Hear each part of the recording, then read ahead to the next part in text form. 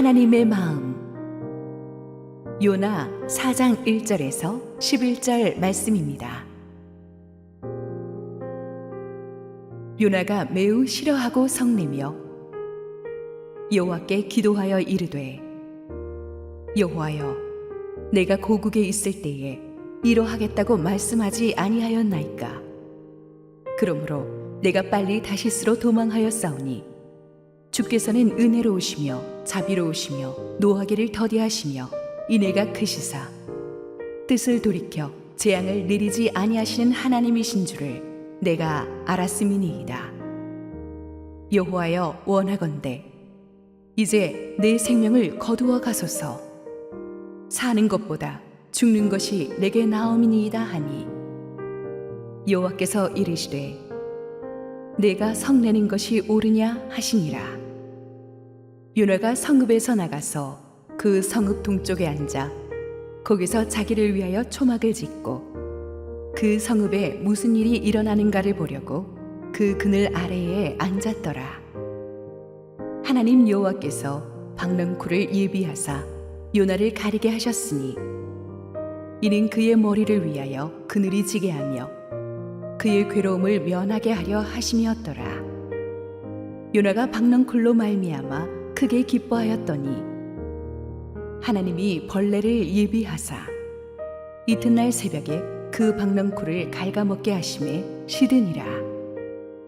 해가 뜰 때에 하나님이 뜨거운 동풍을 예비하셨고 해는 요나의 머리에 쪼임에 요나가 혼미하여 스스로 죽기를 구하여 이르되, 사는 것보다 죽는 것이 내게 나으니이다 하니라.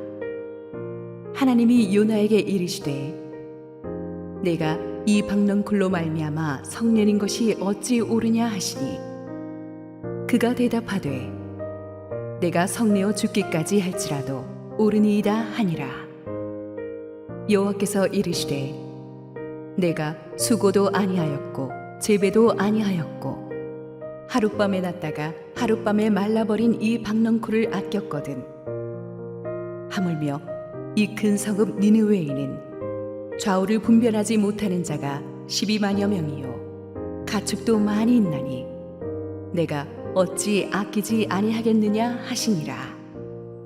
할렐루야. 우리 하나님께 감사와 영광의 박수 올려드리겠습니다.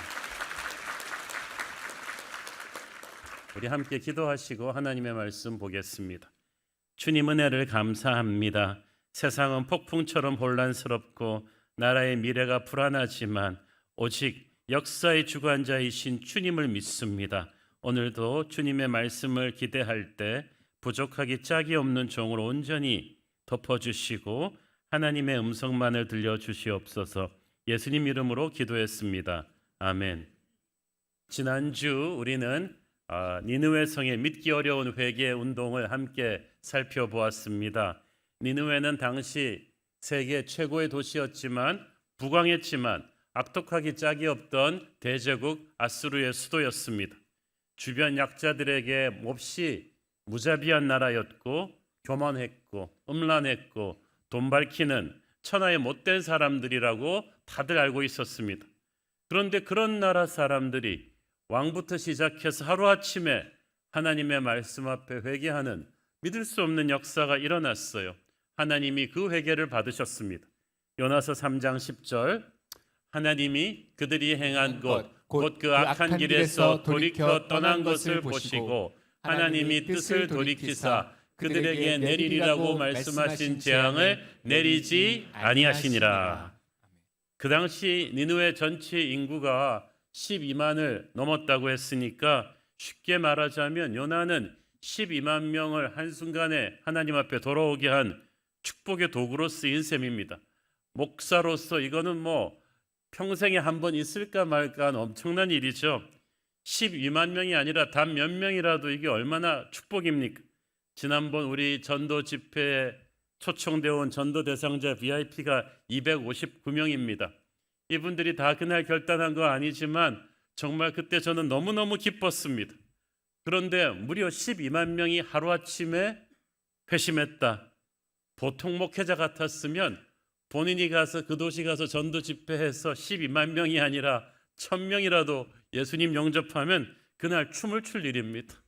온 동네 SNS 뿌리고 막 감사하고 춤을 출 일인데 세상에 이런 목사가 어디 있습니까? 요나만 목사 역사상 요나만 자기 통해서 이런 대도시의 변화가 일어났는데도 요나만 전혀 뜻밖의 반응을 보였어요. 1절 요나가 매우 싫어하고 성내며 영어 성경에 보니까 To Jonah this seemed very wrong 이라고 돼 있어요. 요나한테는 이건 하나님이 잘못하신 것이다. 이건 아니지 않나라고 판단되었다는 뜻입니다. 니느웨 같이 나쁜 인간들을 하나님이 그렇게 쉽게 이렇게 파격적으로 무조건적으로 하루아침에 용서해 주셨다는 사실을 요나는 받아들일 수가 없었어요. 이건 너무 값싼 회개를 은혜를 베푸신 게 아닌가라고 생각한 것입니다. 2절 읽습니다. 여호와께 기도하여 이르되 여호와여 내가 고국에 있을 때에 이렇게 하겠다고 말씀하지 아니하였나이까 그러므로 내가 빨리 다시스로 도망하여 싸우되 주께서는 은혜로우시며 자비로우시며 노하기를 더디하시며 인애가 크시사 뜻을 돌이켜 재앙을 내리지 아니하시는 하나님이신 줄을 내가 알았음이나이다. 요나가 자기가 이럴 줄 알고 처음부터 하나님이 이러실 줄 알고 다시스로 도망간 겁니다 라고 하면서 이 하나님의 성품에 대해서 쫙 하는 이 문구 있잖아요. 하나님은 은혜로우시며 자비로우시고 노하기를 더디하시고 인애가 크시고 이 문구는 보통 문구가 아닙니다. 요나 이전에 믿음의 구약의 선배들이 하나님을 찬양할 때 쓰던 스탠다드 찬양 문구예요. 모세의 기도문에 다윗의 기도문에 요엘과 느헤미야의 기도문에 다 나오는 이 문구를 요나는 하나님을 비꼬는 비아냥거리는 용도로 지금 사용하고 있는 거야. 나 이럴 줄 알았어. 그래 하나님 착하셔도 좋으시겠어요. 마음 약하신 분이고 어차피 하나님 용서하실라 그랬죠. 그러면 그냥 하시지 왜 번거롭게 나를 보내셨냐는 거지. 이 바다 다 뒤집어 놓고 고래 뱃속도 여행시키시고 말이지. 우리가 하나님께서 내가 원하시는 방식대로 일하지 않으실 때 대단히 화가 납니다. 하나님께서는 니느웨의 회개를 보시고 분노를 돌이키셨는데 요나는 그 하나님을 보고 또 분노를 품기 시작하고 있어요. 이게 아이러니죠. 내 친김에 그냥 속에 쌓인 거 다 쏟아내고 있는 거예요. 내 하나님이 이러실 줄 알았어. 저 니느웨 인간들이 얼마나 나쁜 악인들인지 모르십니까? 저들이 진심으로 하나님한테 돌아왔다는 걸 어떻게 믿을 수 있어요? 저들은 그저 하나님의 심판이 두려워서 몸살이는 건지도 모릅니다. 난 저들 믿지 않아요. 그런데 하나님은 거기에 감동하셔서 체크도 안 해보시고 심판을 안 내리시겠다? 하나님 이거 너무한 거 아니에요? 하나님이 아무리 자비로우셔도 이건 아니지 않습니까? 툴리안 차비진 목사님이 이때 그 분한 요나의 심정을 대변해가지고 요나서에 대해서 쓴 책 제목이 뭔지 아세요? 나는 하나님이 정말 싫습니다. 그게 책 제목이. 우리가 부흥의 첫날 요나에 대해서 설명할 때 저는 요나가 우리가 이렇게 쉽게 무시해서는 안 되는 사람이라고 말씀드렸죠.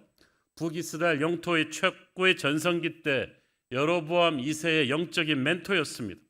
나라가 하나님의 예언대로 영토를 확장하는데 나라 발전에 큰 기여를 한 인물이었어요. 자기 조국 이스라엘에 대한 사랑이 누구보다 큰 사람이었습니다. 그랬던 것만큼 자기 조국을 항상 침공하는 아수르에 대한 증오심도 컸죠. 그래서 원수를 사랑해야겠다는 생각보다는 원수를 그래도 한 번쯤은 심판을 해주고 가야 된다는 생각이 더 많았어요. 우리도 우리가 알고 있는 교리 때문에 남을 향해 날카로운 정죄의 칼을 휘두르는 것을 조심해야 됩니다. 이런 교리에 사로잡히면 자신을 스스로 정의의 사자로 착각하는 경향이 있죠. 그런 소위 의로운 분노가 얼마나 위험한지 모릅니다. 요나는 이 모습이 하나님 앞에 너무나 안 좋다는 것을 깨닫지 못했어요. 1절에 요나가 심히 싫어하고 분노하여란 부분을 원어 그대로 번역하면 요나가 큰 악으로 행했다는 뜻입니다. 이 단어가 언제 나왔냐 하면 니느웨인들이 악하다 하는 말을 표현할 때 쓴 단어인데 이제는 하나님의 선지자 요나가 이 모습이 니느웨 사람 이상으로 악하다고 말하시는 거죠. 우리가 하나님의 사역자라 할지라도 하나님의 마음을 이해하지 못하고 하나님이 사랑하라고 하는 사람을 향해 정죄의 돌을 던지면 하나님 보시기에 악한 자가 될 수 있습니다. 유치하기 짝이 없는 요나의 항의는 그래도 계속됩니다. 3절 읽습니다. 여호와여 원하건대 이제 내 생명을 거두어 가소서. 사는 것보다 죽는 것이 내게 나음이나이다 하니. 이 자식이 부모 앞에서 나 죽고 싶어요 말하는 것처럼 불효가 없는 것처럼 창조주 하나님 앞에서 하나님의 종이 그것도 나 지금 죽여달라고 하는 건 보통 일이 아닙니다. 이걸 전문 용어로 땡깡 부린다고 하는데 하나님 앞에서 이건 이제 막가자는 거죠. 조국 이스라엘을 짓밟은 원수 니느웨를 이스라엘의 하나님이 어떻게 이렇게 심판하시겠다 해놓고 다시 마음을 안 바꾸십니까? 칼을 뽑았으면 사과라도 베야 되는 거 아닙니까? 이렇게 그것도 제가 전한 메시지로 인해서 이 원수 니느웨가 회개하게 하신다니 이런 어떻게 이러실 수 있습니까? 이제 제가 무슨 낯으로 돌아가서 내 민족을 보겠습니까? 이런 꼴을 보느니 차라리 죽는 게 낫습니다. 사실 여기다가 하나 추가 설명을 붙이자면 요나의 속내는 이런 것이었어요. 요나가 솔직히 하루 만에 이 12만 명에 달하는 어저께까지 그렇게 악하던 성경 말씀이라고는 들어본 적도 없는 니느웨 사람들이 회개하는 걸 보고 충격을 먹은 거예요. 왜냐하면 요나의 조국 이스라엘 백성들은 지난 50년 동안 한 번도 이런 회개를 한 적이 없어요. 도시 전체가 회개하기는커녕 한 마을도 이런 회개를 한 적이 없어요. 그런데 이 이스라엘에 드린 하나님의 정성은 지금 니느웨에 드린 정성의 몇십 배는 될 거예요. 수많은 선지자들이 이스라엘에 가서 복음을 전했단 말이죠. 거기에는 성경책도 낭독되었어요. 그런데 꿈쩍도 않던 조국 이스라엘, 그래서 요나가 참 나라가 발전되는 건 좋지만 여기에 대해서 답답하던 차에 자기의 조국을 짓밟은 아수르 백성들은 어떻게 단 하루 만에 회개하냔 말이죠. 그 사실이 요나의 마음을 더 힘들게 했어요.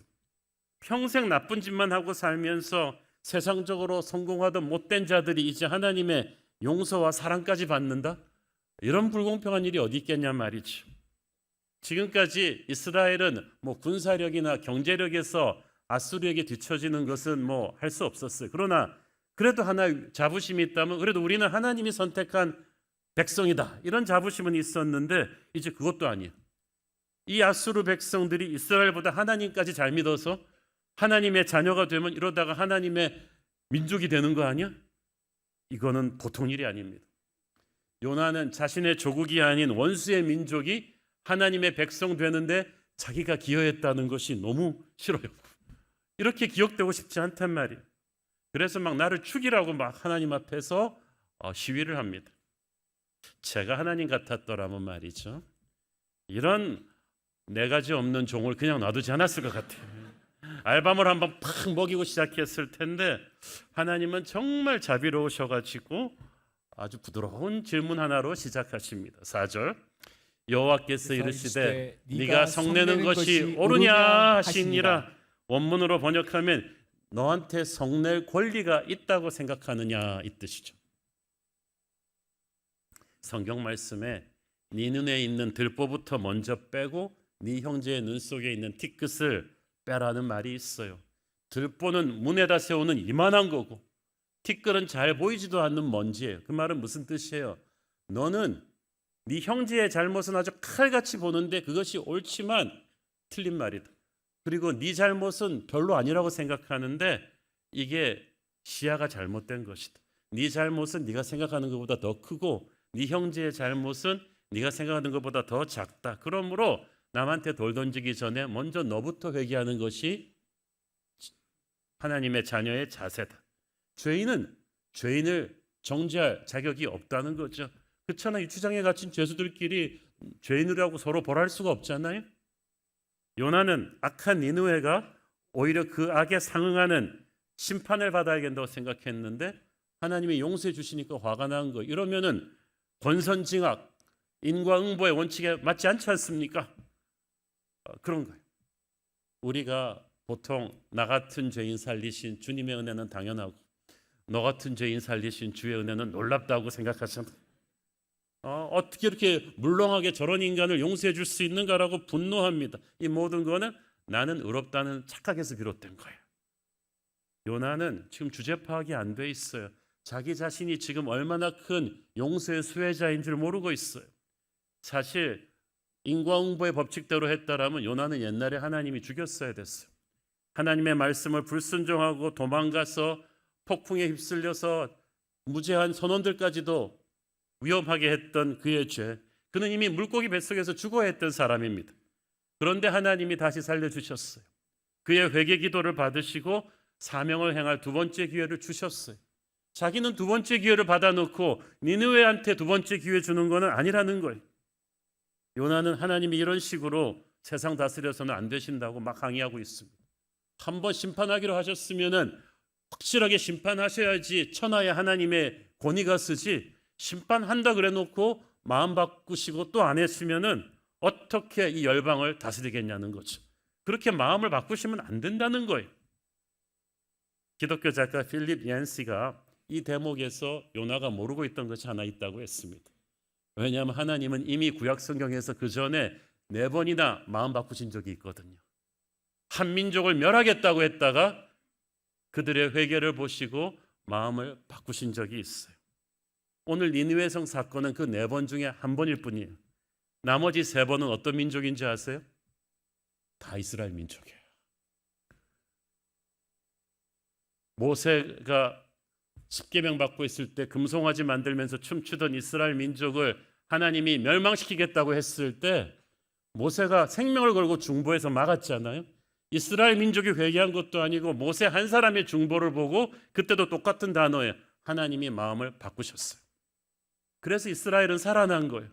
자기들은 그렇게 벌써 3번이나 하나님이 마음을 바꾼 은혜의 수혜자였으면서 지금 니느웨를 향해서 한번 마음을 바꿔서 용서해 주신다 그러니까 어째 이럴 수가 있습니까? 그러니까 요나가 조금만 역사를 알았다면 이게 말도 안 되는 영적인 내로남불이죠. 만약 요나의 주장대로 하나님이 심판하시겠다 해놓고 어떤 일이 있어도 끝까지 심판하신다면 이스라엘도 멸망해서 지금 요나는 존재하지도 않았을 거예요. 이게 우리의 이중성입니다. 마태복음 18장에 나오는 예수님의 비유 기억하시죠? 자기의 큰 죄는 탕감받아 놓고도 돌아서서 나오면서 동료의 작은 죄는 용서하지 않는 그 모습이 요나에게 있다는 거예요. 하나님께서 요나에게 네가 성낼 자격이 있느냐고 말씀하신 건 바로 이런 취지예요. 너의 그 영적인 내로남불의 모습을 한번 돌아보라 하는 뜻이죠. 그런데 요나는 지금 너무 화가 나 있어가지고 그냥 고개를 획 돌려가지고 성 밖으로 나가버렸습니다.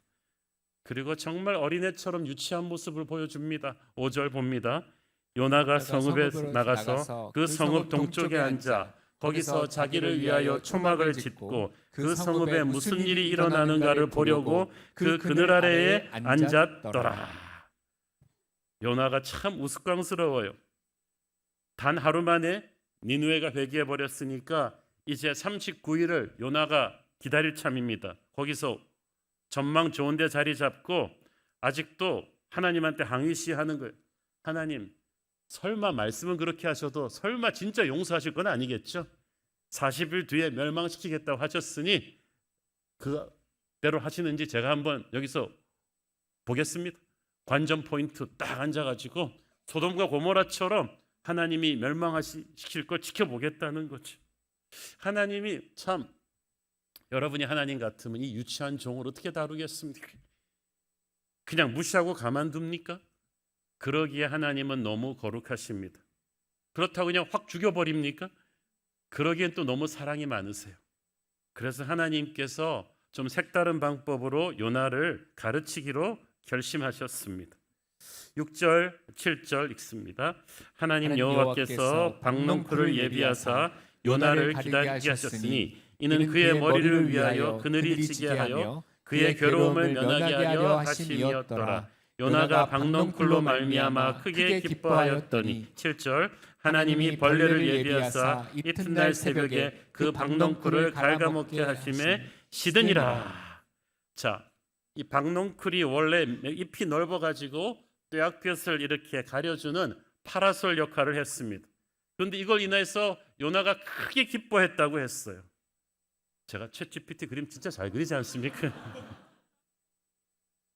근데 여기서 크게 기뻐했다는 이 단어는 요나서 전체에 유일하게 나오는 기뻐했다는 단어예요. 니느웨 성 전체가 회개했을 때 요나 기뻐하지 않았어요. 물고기 뱃속에서 살아났을 때 기뻐하지 않았어요. 요나가 기뻐한 유일한 포인트는 박농쿨 그늘이에요. 인간이 이렇게 단순합니다. 여러분을 기쁘게 하는 건 뭡니까? 박농쿨입니까? 그런데 그 기쁨이 얼마나 금방 갑니까? 그 다음날 새벽에 사라졌어요. 하나님이 벌레를 보내셔서 박농쿨을 갉아먹게 하시니까 그 다음부터는 이제 떼약볕이 된 거예요. 8절 읽습니다. 해가 뜰 때 하나님이 뜨거운 동풍을 예비하셨고 해는 요나의 머리에 쪼임에 요나가 혼미하여 스스로 죽기를 구하여 이르되 사는 것보다 죽는 것이 내게 나으나이다 하니라. 박농쿨이 시들어 버린과 동시에 해가 뜨고 중동 특유의 이스트 윈드, 사막의 뜨거운 바람이 불어옵니다. 이거 한번 겪어보신 분들은 아시겠지만 이게 거의 사우나에서 나오는 뜨거운 바람과 똑같아요. 그러니까 요나가 이제는 죽여주시옵소서. 또 두 번째 죽여달라는 말이 나오죠. 여러분, 우리가 영성이 안 좋을 때는, 하나님과 사이가 안 좋을 때는 조그마한 불평도 우리를 큰 힘으로 내려칠 것입니다. 박농쿨 때문에 좋아하다가 또 박농쿨이 마르니까 죽고 싶다. 요나는 보통 세상 사람과 똑같은 반응을 보입니다. 모든 세상 사람들은 박농쿨은 있을 수도 있고 없을 수도 있어요. 이건 마치 어떤 거냐 하면 직장에서 좀 승진하면 좋아했다가 좌천당하면 또 확 늘어졌다가 죽여달라고 했다가, 영적인 지도자인데 수준이 이렇게 유치해진 거예요. 근데 중요한 사실은 햇볕을 가려준 시원한 박농쿨도, 그것을 시들게 한 벌레도 하나님이 요나를 위해 준비한 소품들이었다는 사실이죠. 그래서 이 8절에 나오는 예비하셨다, 뜨거운 동풍을 예비하셨다는 말씀이 요나서에 4번 나오는데 다 똑같은 단어예요. 바다 위에 폭풍을 예비하셨고, 그 다음에 요나를 삼킨 큰 물고기를 예비하셨고, 박농쿨을 예비하셨고, 벌레를 예비하셨고, 뜨거운 동풍을 예비하셨다는 것은 요나의 인생에 닥치는 이 크고 작은 기쁜 일, 좋은 일, 힘든 일들, 어려운 일들이, 큰 일, 작은 일들이 다 요나에게 주는 하나님의 메시지였다는 사실이에요. 여러분, 하나님은 말씀하실 때 여러분의 귀에 환청처럼 무슨 갑돌아 이렇게 해서 말씀하시는 게 아니에요. 여러분의 인생에 지금 일어나고 있는 일들, 사건들, 뜻하지 않은 사람들, 이런 것들이 다 하나님의 메시지입니다. 하나님이 여러분에게 뭔가 말씀하고 계세요. 이걸 나중에야 깨닫게 되는 경우가 많죠. 하나님께서 환경을 통해 말씀하신 다음에는 진짜로 바로 말씀을 하십니다. 환경이 여러분에게 여러 가지 어떤 메시지를 줄 때 이게 무슨 말인지 잘 모르겠으면 이제 성경 말씀으로 오셔야 돼요. 10절, 11절 읽습니다. 여호와께서 이르시되 네가 수고도 아니하였고 재배도 아니하였고 하룻밤에 났다가 하룻밤에 말라버린 이 박농쿨을 아꼈거든 하물며 이 큰 성읍 니느웨에는 좌우를 분별하지 못하는 자가 12만 명이요 가축도 많이 있나니 내가 어찌 아끼지 아니하겠느냐 하시니라. 하나님께서 요나한테 지금 가르치시고 있는 것은 Look at the big picture. 네가 당장 처한 환경에서만 이렇게 함몰되어 있지 말고 너의 주변에서 일어나고 있는 큰 그림을 보라는 거예요. 우리는 우리의 현실적으로 일어나는 일들에 너무 관심이 많아가지고 큰 하나님의 그림을 잘 못 봅니다. 우리 애가 학교 성적 떨어지는 게 중요하지, 지금 뭐 러시아 우크라이나에서 우리의 또래의 수많은 청소년 청년들이 전쟁으로 죽어가고 있는 거 관심 있습니까? 많은 사람들이 자신의 박농쿨에만 관심을 갖기 때문에 하나님 아버지의 관심사에 대해서는 잊어버립니다. 대입 수능 시험을 몇 점을 더 받아야 더 좋은 대학을 갈까라고 고민하는 우리의 기도를 들으시는 하나님께서는 지금 당장 같은 나이 또래의 젊은이들이 저 시리아 난민 캠프에서, 러시아 우크라이나 전장에서, 이스라엘 하즈볼라 전쟁터에서 생명의 위협을 느껴가면서 다 똑같은 아이들인데 밥도 못 먹고 불안에 떠는 그들의 기도도 들으시는 하나님이신 줄 믿습니다. 우리는 우리 키우던 개가 죽어도 아끼는 물건이 깨져도 안타까워하는데 우리의 이웃이 하나님을 모르고 살다가 죽어도 얼마나 안타까워합니까? 10절에서 하나님이 니느웨 성을 아꼈다는 말은 가엾게 여겼다는 뜻입니다. 같은 사람들을 보는데 요나는 천벌을 받아 죽어 마땅한 죄인들이라고 보는데 하나님은 가엾게 보셨던 거예요. 우리는 이놈의 세상 한번 쓸어버려야지 하는데 하나님께서는 이 세상을 이처럼 사랑하사 독생자를 주셨습니다. 니느웨 사람들이 좌우를 분별하지 못한다는 말은 그들은 영적 판단력을 상실한 영적 장님이라는 뜻입니다. 이스라엘 사람들은 그래도 하나님의 말씀이 뭔지에 대해서 알고는 있지만 이 사람들은 누가 알려주지도 않은 거예요. 집으로 돌아오고 싶어도 길을 모르는 사람들이기 때문에 그들이 불쌍한 상황을 너도 좀 불쌍히 여겨보라는 거지. 영성이란 아버지의 마음과 나의 마음을 동교화시키는 것입니다. 요나, 네가 진정으로 나의 선지자라면 나의 마음을 너는 알아줘야 되는 거 아니냐는 거예요. 요나는 성경 지식이 많았습니다. 교리적으로 정확했습니다. 그러나 마음이 하나님으로부터 벗어나 있으니까 이게 영적으로 혼란이 오는 거예요. 우리도 마찬가지예요. 교회 오래 다닌 분들 중에 성경 지식도 많고 교리적으로 정확한 분들이 있는데 하나님의 마음과 떨어져 있는 분들이 많습니다. 그걸 어떻게 아느냐? 예수 안 믿는 형제들에 대한 눈물이 말라버린 사람, 전도와 선교의 이야기를 듣고 가슴이 뜨거워지지 않다면 바로 그런 사람인 거예요. 요나의 때로부터 500년 뒤에 이 세상에 오시게 되는 예수님은 요나에게 없었던 선지자의 따뜻한 마음이 있으셨습니다. 요나는 성 밖으로 나가서 니느웨의 멸망을 구경하려고 했는데 예수님은 성 밖으로 나가셔서 우리를 위해서 십자가를 지시고 돌아가셨습니다. 요나서에서 우리가 참 요나가 계속 씨름했던 딜레마는 하나님의 정의와 하나님의 사랑이 어떻게 같이 갈 수 있느냐 하는 것입니다. 우리가 제가 어렸을 때 자주 불렀던 CCM 찬양 중에 God is so good, 좋으신 하나님이라는 아주 찬양이 있었어요. 우리가 하나님은 좋으신 분이라고 믿는데 과연 좋으신 하나님이라는 게 무슨 뜻이냐는 거예요. 우리가 생각하기에 일단 좋으신 하나님은 사랑이 많으신 하나님이죠. 우리를 용서해 주고 사랑해 주신다. 그렇지만 진짜 하나님이 좋으시려면 동시에 어떤 사람이 남을 해꾸지하고 죽이는 악을 행하는 걸 보실 때 그 악인을 반드시 잡아줘야 돼요. 악인을 보고도 가만둔다면 좋으신 하나님이 아니죠. 악을 벌하는 것을 정의라고 하고 우리는 하나님이 정의로우셔야 좋으신 분이라고 생각합니다. 그러나 또 모든 죄인을 발각 즉시 다 심판해 버린다면, 용서하는 사랑이 없다면 그는 정의의 하나님이시긴 하지만 사랑의 하나님은 될 수 없어요.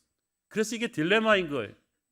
팀 켈러 목사님이 요나서의 딜레마는 이거라고 했어요. 요나는 이걸 이해할 수가 없어서 어떻게 하나님의 정의와 하나님의 사랑이 같이 갈 수 있을까? 하나님은 사랑이라서 모든 사람을 용서해 주고 싶은데 또 하나님은 정의의 하나님이시기 때문에 죄를 그냥 넘어갈 수는 없는 거예요. 어떻게 죄는 벌하시면서 죄인들은 용서하실 수가 있을까? 이 요나가 풀지 못했던 딜레마가 훗날 예수 그리스도의 십자가를 통해서 대답이 됩니다. 하나님을 거역한 모든 인류의 죄를 하나님이 그냥 없는 것처럼 봐줄 수는 없었어요. 그러면 그 죄의 값은 사망이라는 원칙이 무너지면은 이 영적인 세계의 질서가 무너져 버려요. 그래서 죄를 하나님이 벌하시긴 벌하시지만 우리의 죄값을 예수님의 어깨 위에 짊어지게 하시고 십자가에서 돌아가게 하셨습니다. 그렇게 해서 하나님의 정의와 사랑이 동시에 실천된 것이 바로 십자가인 줄 믿습니다.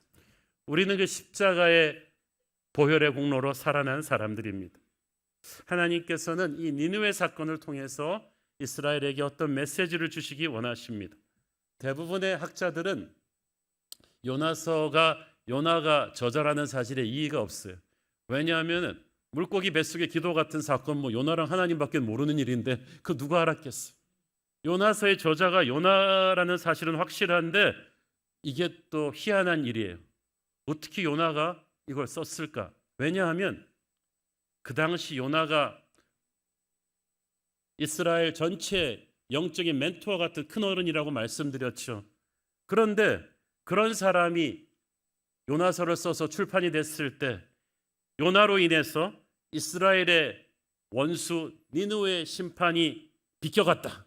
니느웨의 구원의 메신저로 요나가 쓰임 받았다.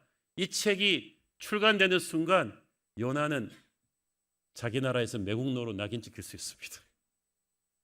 그런데도 요나가 썼다는 게 바로 하나님이 요나를 통해서 강권적으로 역사하셨다는 증거고, 하나님께서는 요나서를 통해서 요나의 제국 북이스라엘에 주시고자 하는 메시지가 있었어요.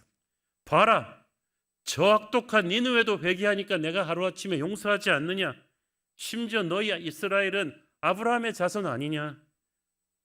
니느웨에는 저 열정 없는 요나를 하루 보내서 말씀 전했을 때도 회개했는데 너희들한테는 150년 동안 내가 선지자들을 몇 명이나 보냈는데도 너희들은 회개하지 않는다. 너희들 그거 부끄러워해야 된다. 지금이라도 회개하고 돌아온다면 니느웨도 용서했는데 내가 너를 용서하지 못하겠느냐.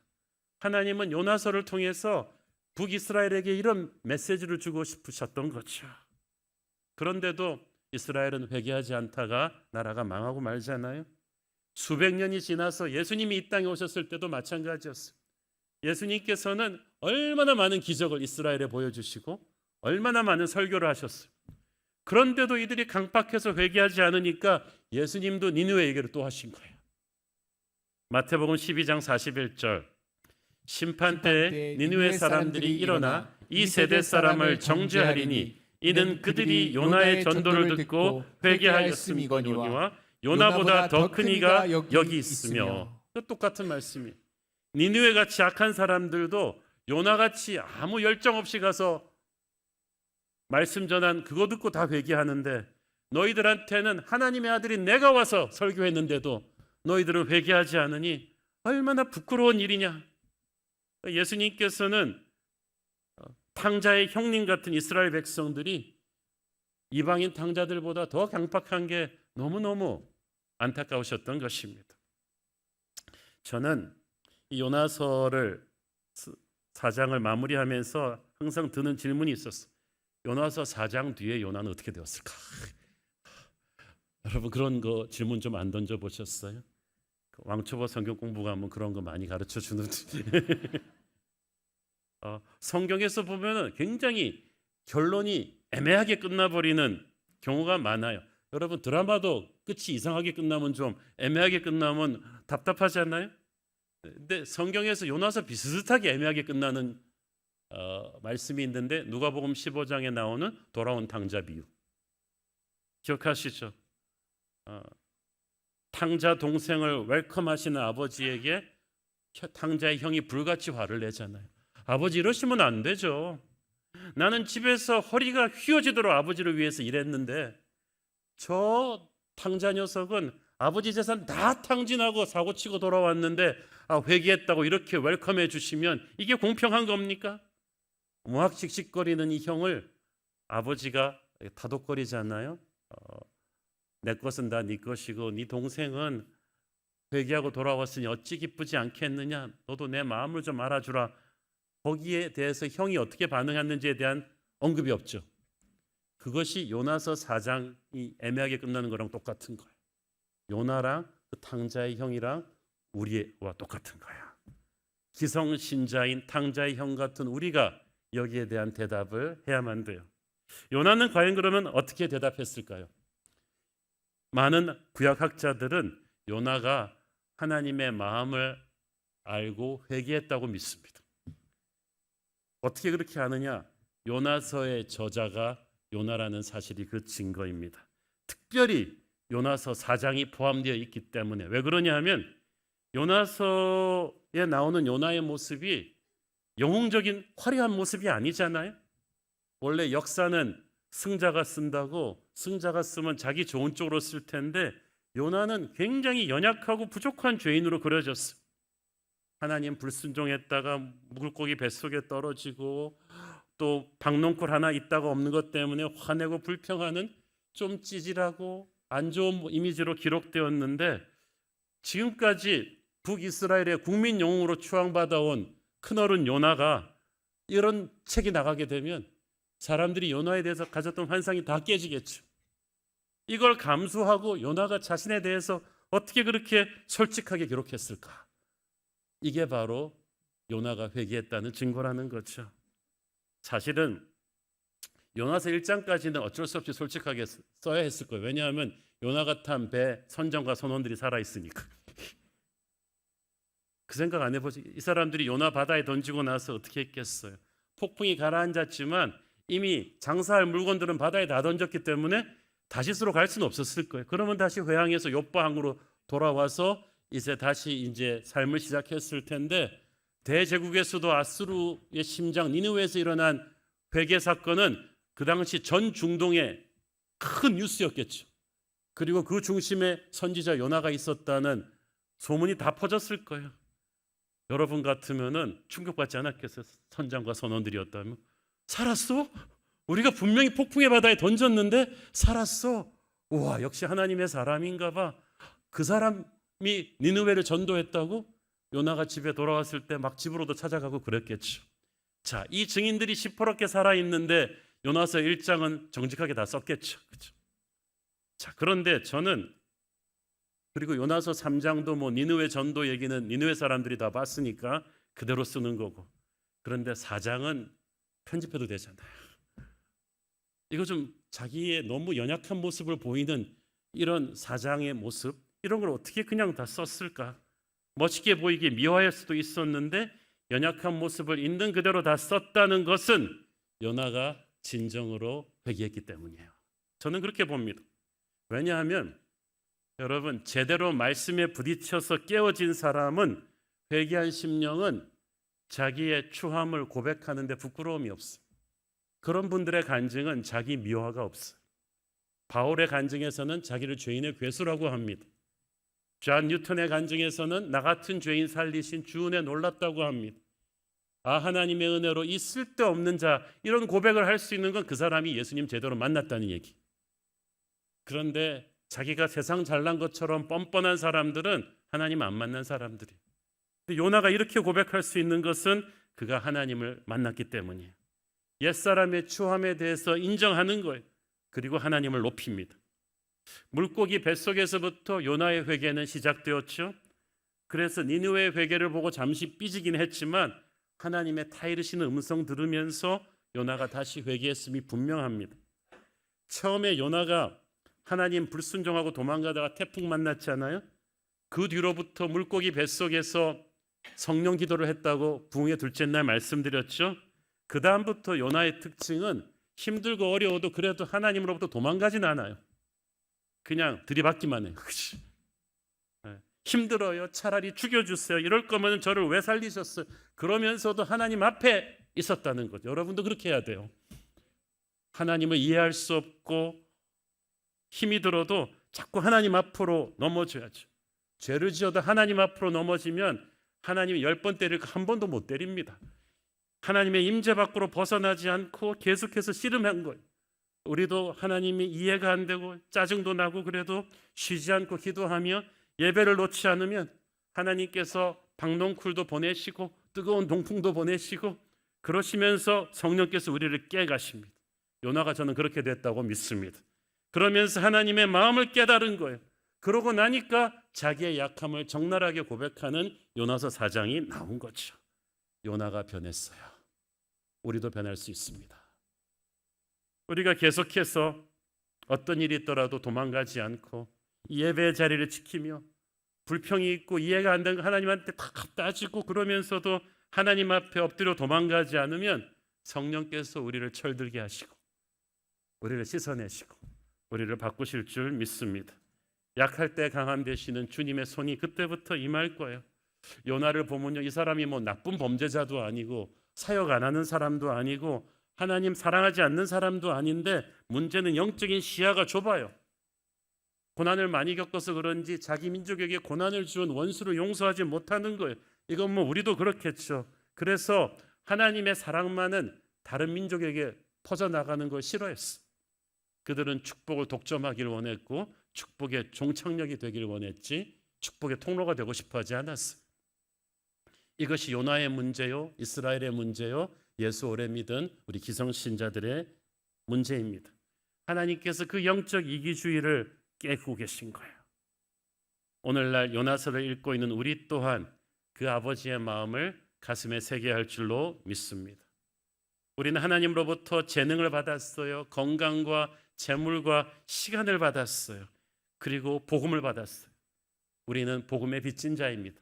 그래서 열방을 향한 아버지의 마음을 공유하는 복음의 메신저가 되어야 됩니다. 우리가 이 많은 걸 받아놓고 부르심에 응답하는 데 쓰지 않고 도망간다면, 외면한다면 사랑의 추적자는 반드시 우리를 잡을 것입니다. 하나님 아버지의 마음이 있는 곳에 우리의 마음을 두십시오. 그것이 생명의 길이요, 그것이 축복의 길인 줄 믿습니다. 기도하겠습니다. 주님 은혜를 감사합니다. 바로 요나의 모습이 우리 안에 있었던 것을 봅니다. 하나님, 우리는 작은 박농쿨 때문에도 짜증내고 힘들어하지만 하나님은 우리가 미워하는, 함부로 정죄하는 사람들도 품에 안으시는 분인 줄 믿습니다. 북한도 일본도 우리가 증오하는 어떤 사람들도 다 하나님이 회개하고 돌아오기를 기다리시는 니느웨인 줄 믿습니다. 우리 새로운 교회 성도들이 아버지의 마음을 품고 니느웨 같은 사람들에게도 가서 전도하는 그런 구령의 열정 갖게 하여 주옵소서. 예수님 이름으로 기도했습니다. 아멘.